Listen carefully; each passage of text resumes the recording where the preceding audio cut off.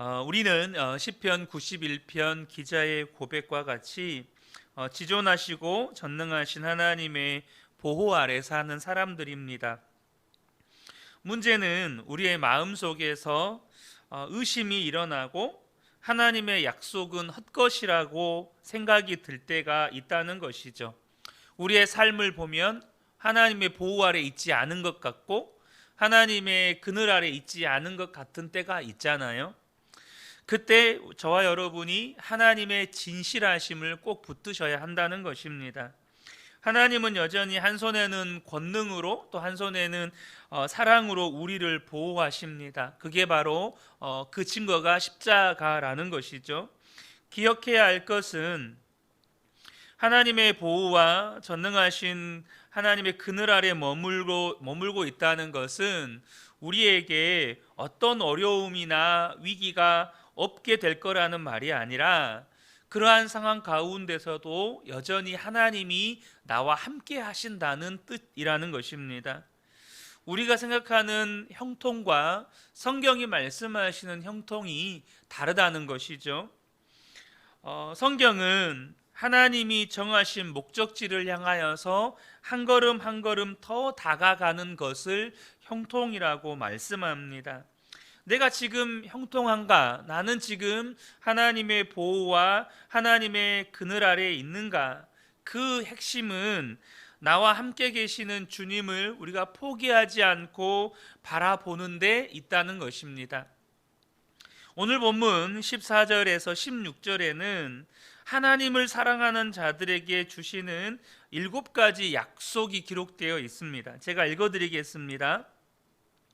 하나님께서 말씀하신다. 그가 나를 간절히 사랑하니 내가 그를 건져주겠다. 그가 나의 이름을 알고 있으니 내가 그를 높여주겠다.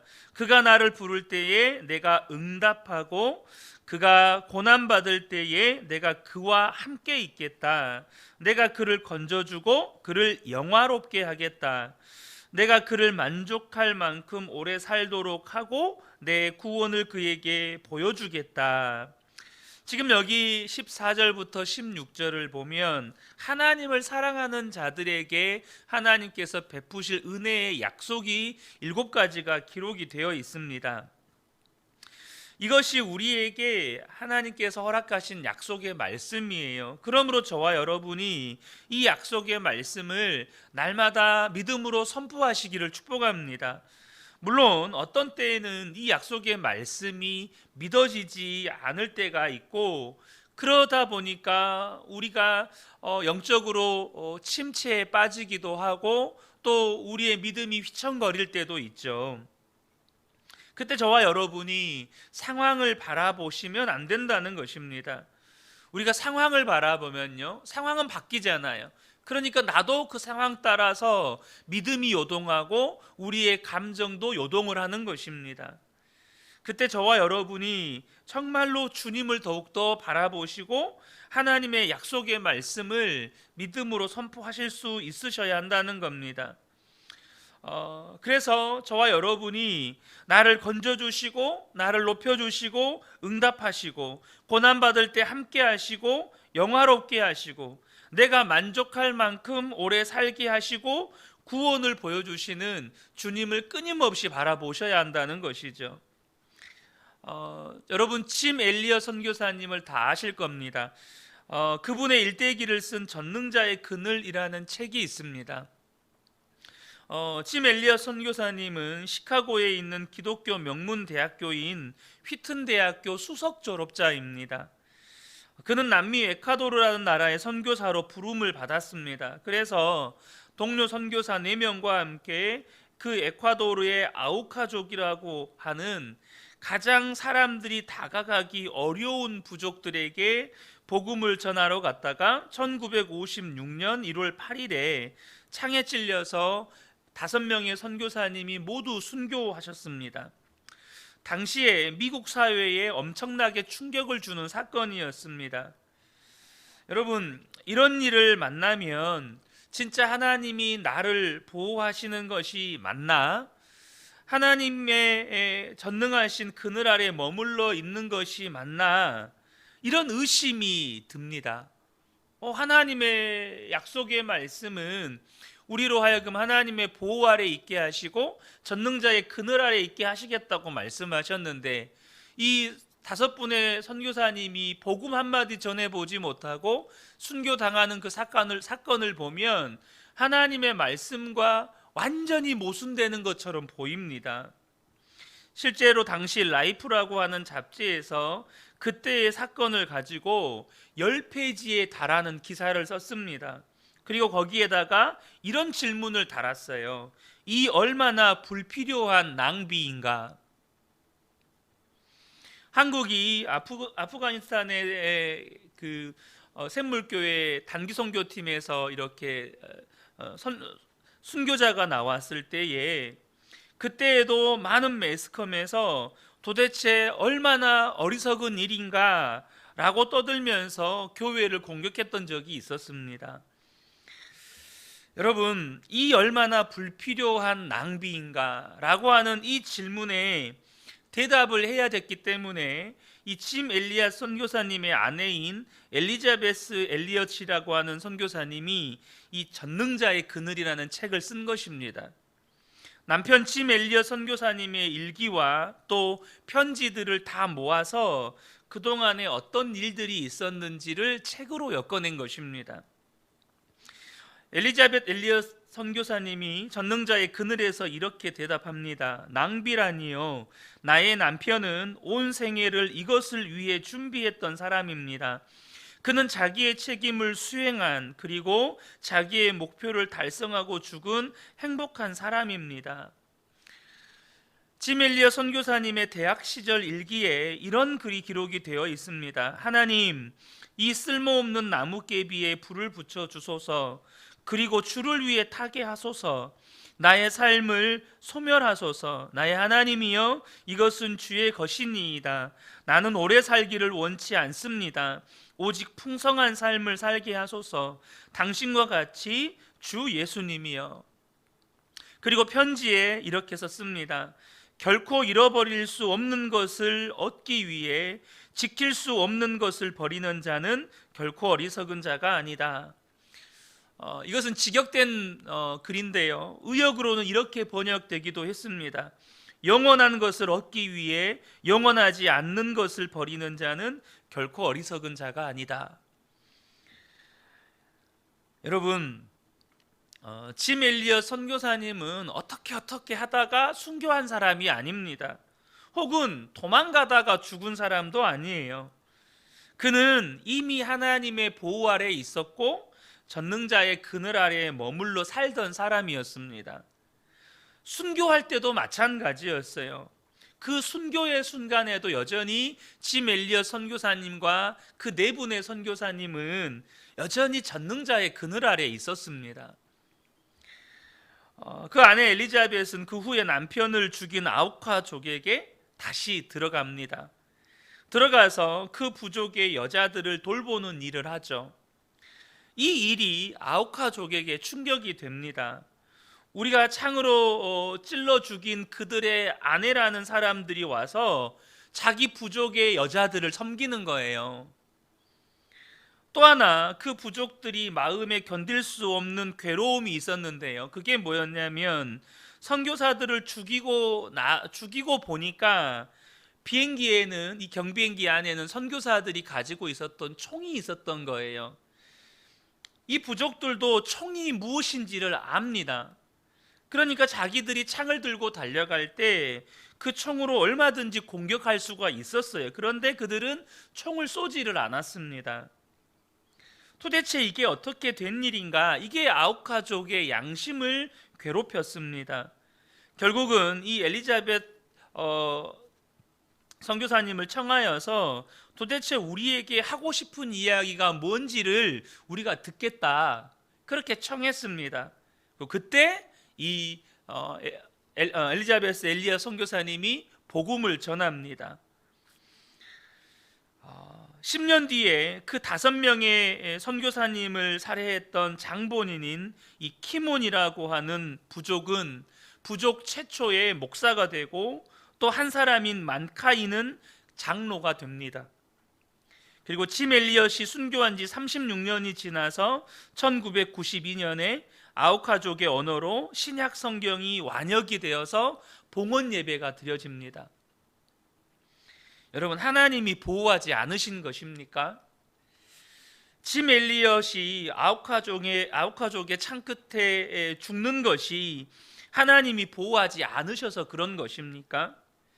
여러분, 저와 여러분이 기억하셔야 합니다. 순교의 순간에도 그들은 여전히 전능자의 그늘 아래 있었다는 사실입니다. 그래서 수많은 사람들이 이제 또 그 짐 엘리엇 선교사님과 그 네 분의 선교사님의 영향을 받아서 다시금 선교사로 일어나고 심지어 순교의 길을 갈 수 있었던 것입니다. 호주에 이홍규 교민 성도님이 계십니다. 그분은 사랑하는 딸을 급성 간염으로 잃었습니다. 그런데 어느 날 스티브 네이트라는 사람의 간증을 듣게 됩니다. 그는 이 스티브 네이트라는 분은 짐 엘리엇 선교사와 순교했던 네 분의 선교사 중에 한 사람인 네이트 선교사님의 아들입니다. 이 스티브 네이트가 간증을 하는데 순교의 피로 인해서 한 부족이 복음화되는 감동적인 사건을 간증하고 이어서 자기 개인적인 간증을 했습니다.